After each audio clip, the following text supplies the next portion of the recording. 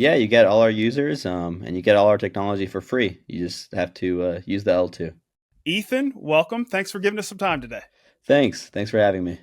So, I want to dig into Up Layer 2. We had only LARPing on a couple weeks ago, and he gave us kind of the 10,000 foot view, but I do want to get into some of the technical aspects of what's going on there. But before we get into that, can you Mhm. kind of tell us what you do at Karate Combat and what you are going to be doing here at Up Layer 2?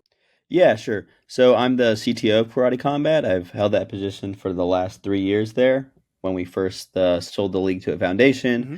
in order to implement this community-driven token structure. And yeah, for Up, I'll continue that role there, and yeah, we're excited about it. All right, so you're leading kind of the development of this Up Layer 2. Yeah, that's right. Okay, I got you. So, to get into Up Layer 2, can you run us through the architecture of this Layer 2 on Hedera and how it works? Yeah, sure. So what we're envisioning or what we're working on right now is a ZK rollup on Hedera. So that's a very new technology. In the past, you have optimistic rollups and things like that. But in 2019, a kind of seminal paper came out by Gabzon and Williamson, which kind of made it possible to have these cheap transactions or cheap zero knowledge proofs happen on Hedera or any L1, which would allow these cheaper transactions and kind of maintain these security guarantees. So that's exactly what we'll be implementing on Hedera. And do you want me to get into the architecture on the different components? Sure, sure. Get into it a little bit. We don't have to go too deep, but instead of a 10,000 foot view, bring us down to a few hundred feet. Okay, yeah, I'll try to be informative. So the flow works with first using an HCS transaction, Hedera Token Service transaction, onto the smart contract, and that smart contract kind of holds the entire state of the ZK rollup. So every time a transaction takes place on the L1 or L2, you send either the ZK proof or a traditional L1 transaction that allows it to be integrated into the ZK rollup. So the way that works for up is that you'll be able to say, okay, I want to request to deposit my Hedera token onto up, and that'll send a message to the L2 network. And then the L2 network will say, okay, we have a message request. And then it'll create a ZK proof of a deposit being created of that message request or that transaction.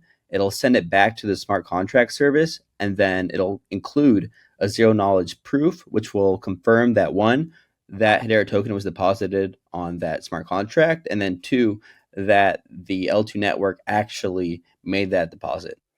All right, so when you say the network, is there going to be validators involved, or is this all going to be handled with smart contracts on Hedera?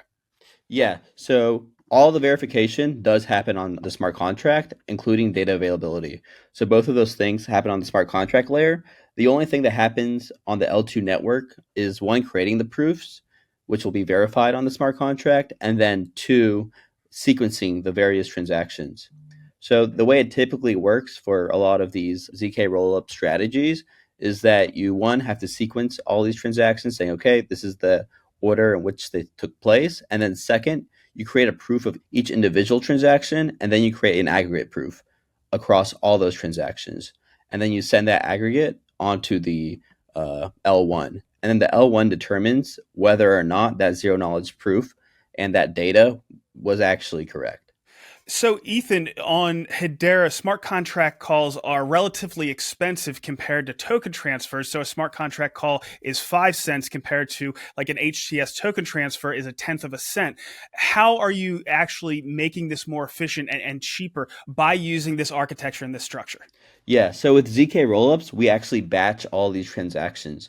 So while normally you have this 3 second finality and you have this small limitation on the amount of transactions you can happen, we kind of 1000x that, where every 30 milliseconds we have maybe 400 transactions, and then every second or every 3 seconds we'll have 1,000 transactions that are submitted to the chain, and that amortizes the total gas cost across each of those transactions. So it makes it much cheaper. Okay, that and what about finality and the time it takes to make these transactions compared to the normal Hedera 3 seconds? It's pretty darn fast right now. Yeah, no, obviously it's probably the best in state of the art. But in terms of a ZK rollup, you can get these 30 second or 30 millisecond finalities. So within the L2, you have these 30 millisecond times, which is comparable to even a Web 2 experience. And that's kind of the goal. With this, you don't really have to worry about the user having HBAR or giving the user HBAR to onboard them. Instead, you can use something even like Paymaster, and you can natively convert their native token to HBAR behind the scenes and pay for the settlement costs that way. And that really allows you to, one, get those quick latencies, and then two, also batch these transactions in a seamless manner. Okay, that makes a lot more sense.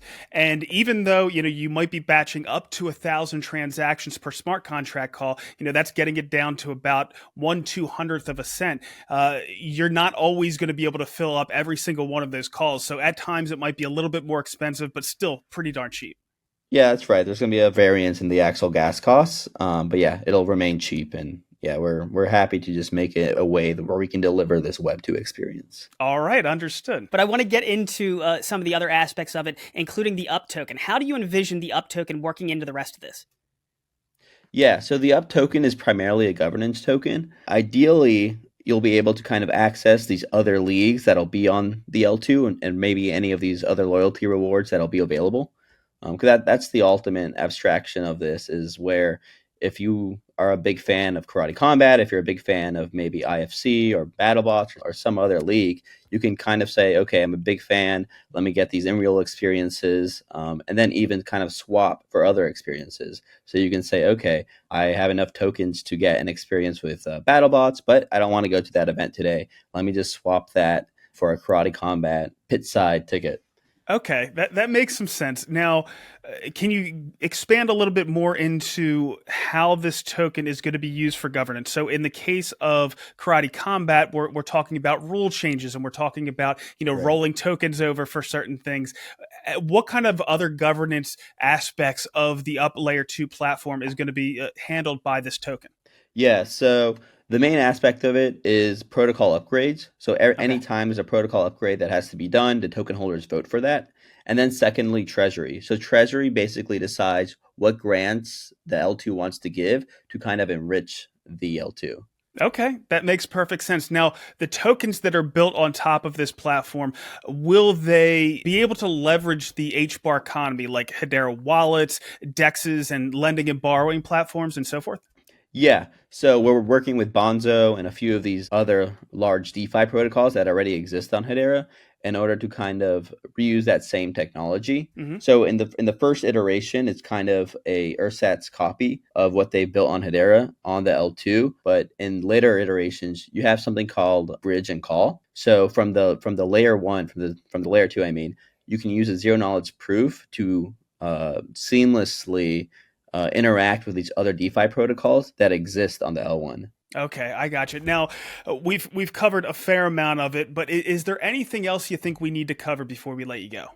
Yeah, I mean, we're looking for more projects that want to build on the Up network, and yeah, more people onboarding onto it. We're really excited about it, and there's some cool advantages of using the L2. You can create the Hedera account in the background, so when they withdraw, it's already ready, and it kind of alleviates any of those account creation transaction limits that are imposed while maintaining that same security that Hedera provides.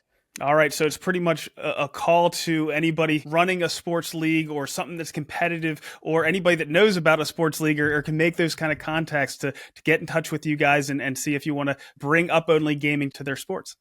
Yeah, you get all our users, and you get all our technology for free. You just have to use the L2. Perfect. All right, Ethan. Well, thanks for jumping on today and giving us a little bit of time. And we're looking forward to Up Layer 2. Yeah, I'm excited. Thanks for having me. I'm now posting these interviews of Hedera builders independently to my channel. The community, influencers, and media outlets are free to use this content to spread the word on what's being built on Hedera. Once they're all uploaded, you'll be able to go to my channel and search for whatever topic or team you're interested in to find more information. Or you'll be able to get the most recent Hedera news by watching the latest HBAR Weekly update. So check them out.